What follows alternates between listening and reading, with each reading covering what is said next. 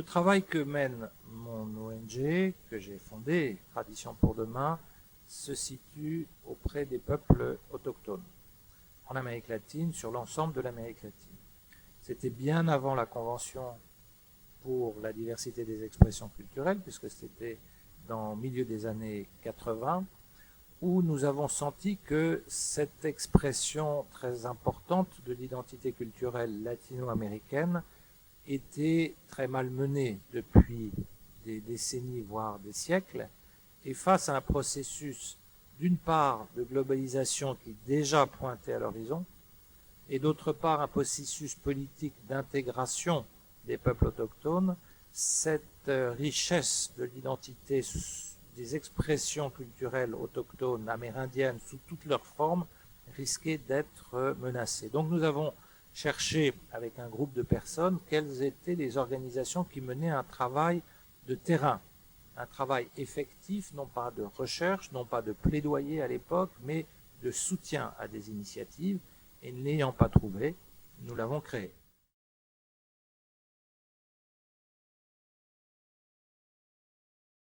Quand l'UNESCO a adopté la Déclaration universelle pour la diversité culturelle au tournant du millénaire, il était évident que les préoccupations de notre ONG s'inscrivaient dans ce cadre-là.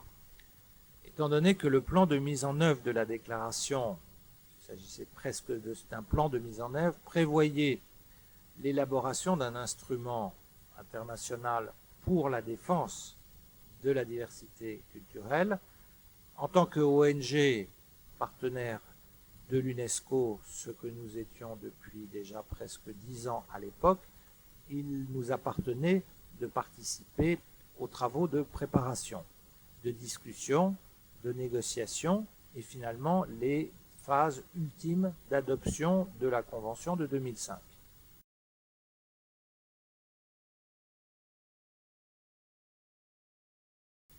Il est évident qu'à partir du moment où les acteurs principaux de la diversité des expressions culturelles allaient être les professionnels de la culture, les acteurs de la culture, les organisations de la société civile qu'elles représentaient sous ces diverses formes, les auteurs, les éditeurs, les musiciens, les artistes, les réalisateurs, ces organisations non gouvernementales qui étaient partenaires de l'UNESCO devaient naturellement être partie prenante aux négociations et obtenir que, dans le cadre de la Convention, un espace spécifique soit prévu par le rôle des organisations de la société civile.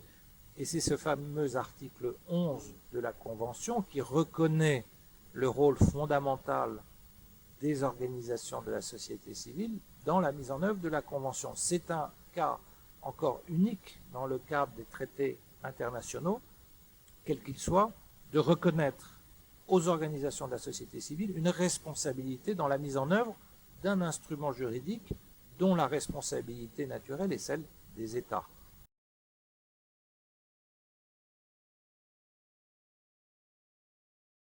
Alors, c'est un programme, la défense et la protection de la diversité des expressions culturelles, qui implique l'ensemble des intervenants. Vous avez parlé des collectivités territoriales, c'est fondamental. Peut-être nous parlerons après du cas de la Suisse, pays fédéral, où ils ont un rôle très important à jouer. Le secteur privé est évidemment un acteur clé, puisque ce sont soit les excès, soit les insuffisances du secteur privé qui ont fait que la diversité des expressions culturelles pouvait être menacée. Quant aux autres organisations de la société civile, aucunes ne sont exclues, et il ne s'agit pas principalement des organisations de professionnels de la culture, mais tout mouvement, que ce soit des centres de recherche, que ce soit des mouvements d'opinion, que ce soit des chercheurs, que ce soit du milieu académique ou des groupes constitués comme ceux avec lesquels mon ONG travaille en particulier, qui sont les porteurs de la tradition et au travers de la tradition autochtones, l'expression, la diversité des expressions culturelles, tous sont invités et participent à ce projet. Ce ne sont pas principalement, et ça ne doit pas être principalement, une convention qui pourrait être associée à un certain corporatisme. Mais c'est un mouvement magnifique qui a entre les mains la survie d'un élément essentiel de l'humanité et qui fait que cette humanité, jusqu'à aujourd'hui, s'est poursuivie au travers de la diversité culturelle.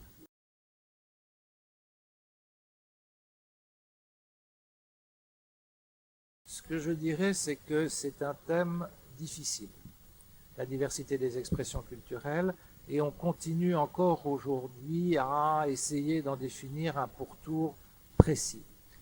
Un pourtour précis, c'est une nécessité, mais en même temps, il y a une diversité de modes d'intervention et d'action pour protéger et promouvoir la diversité des expressions culturelles. Que des ONG qui n'ont pas un intérêt absolu, c'est-à-dire un intérêt professionnel pour ce thème-là, qu'elles aient un peu des difficultés à trouver leur place dans cet échiquier de la protection de la diversité culturelle, c'est normal. Parce que finalement, lorsqu'on négocie des traités de libre-échange, lorsqu'on met en place des politiques culturelles au niveau national, finalement, ceux qui sont les principaux concernés, ce sont les professionnels de la culture. Mais ces organisations de la société civile, qui ne sont pas l'émanation des professionnels de la culture, doivent apporter une contribution, je dirais, d'ordre intellectuel, parce qu'elles ont une réflexion sur les fondamentaux de la diversité culturelle et éviter que ce bon projet s'arrête à une dimension de défense d'intérêts professionnels ou commerciaux. C'est très important. L'UNESCO, lorsqu'elle a adopté la déclaration de la diversité culturelle, on se souvient du contexte dans lequel ça s'est fait. Il y avait une remise en question profonde au niveau international pour des raisons à la fois politiques ou de groupes parfois fondamentalistes. Il y avait le marché de la culture qui risquait. Donc ça, c'était pas des problématiques commerciales ou corporatistes. C'était un message beaucoup plus je ne veux pas utiliser le terme idéaliste, mais beaucoup plus profond que celui-là. Celui-là est important, la défense des intérêts. Mais il faut que ces organisations de la société civile qui peuvent apporter une autre contribution le fassent et elles y ont leur place.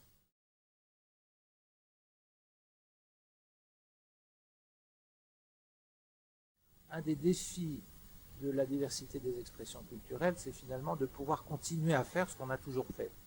Alors, il y a certains pays qui l'ont fait un petit peu plus que d'autres, et en l'occurrence, la Suisse est une des plateformes les plus évidentes de la diversité des expressions culturelles, puisque l'équilibre de la Confédération repose sur une harmonie entre 4 groupes linguistiques, plus les communautés migrantes, qui contribue aussi de manière déterminante à la diversité des expressions culturelles en Suisse.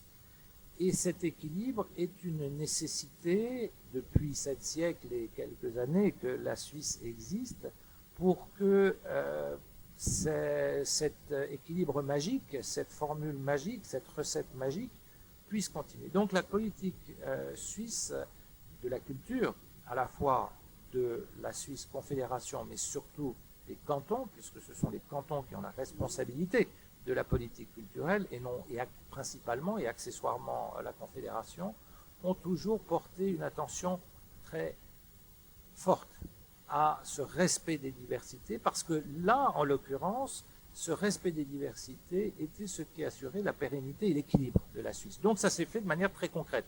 Alors par exemple, un des exemples, c'est la politique du cinéma.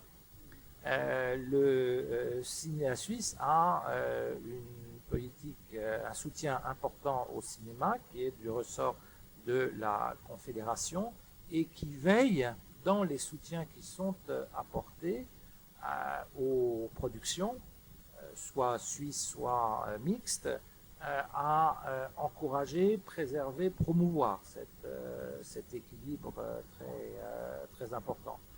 Dans le domaine de l'éducation, parce que l'éducation, dans la convention de l'UNESCO, est un des terrains sur lesquels la diversité des expressions culturelles doit être portée.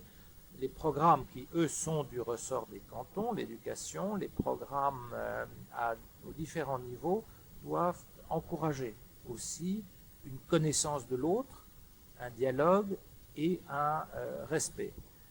Dans le service public de radiodiffusion, qui, pour un petit pays comme la Suisse de 7 millions d'habitants, comporte pour chaque région linguistique à la fois radio et télévision plusieurs chaînes, c'est un coût très élevé qui démontre que chaque système linguistique peut, au travers des services publics de radiodiffusion, trouver ses modes d'expression.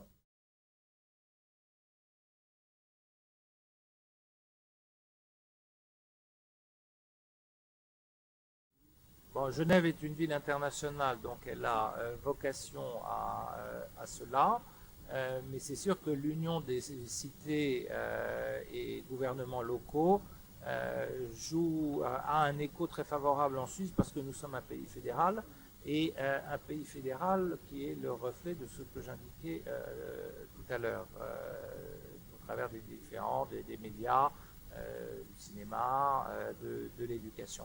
Donc c'est une fonction très importante. Un autre, mais là où entériner, oui, certes, je pense que la Suisse n'est pas le seul cas où la Convention est venue entériner une réalité, mais il y a certains secteurs, et là la Coalition suisse pour la diversité culturelle joue un rôle qui est dans, par exemple, ce qui est des négociations de traités commerciaux internationaux. La Suisse est un pays qui a une économie forte à certains points de vue, mais quantitativement très limitée. Et donc nous nous trouvons en bras de fer parfois avec des interlocuteurs dans les négociations internationales où nous devons faire très attention que justement la richesse de ces expressions culturelles ne soit pas bradée sur l'autel de l'économie et du commerce. Donc là, par contre, là, nous avons un rôle très important à jouer. Mais je dirais que, pour conclure, que pour la Suisse, la diversité culturelle, ça n'est pas juste un slogan. C'est un élément de son équilibre et de sa survie comme pays multiculturel. Et c'est pour ça que la diversité des expressions culturelles est ancrée profondément, sans que ce soit le thème que l'on utilise, mais au cœur à la fois des institutions et des populations.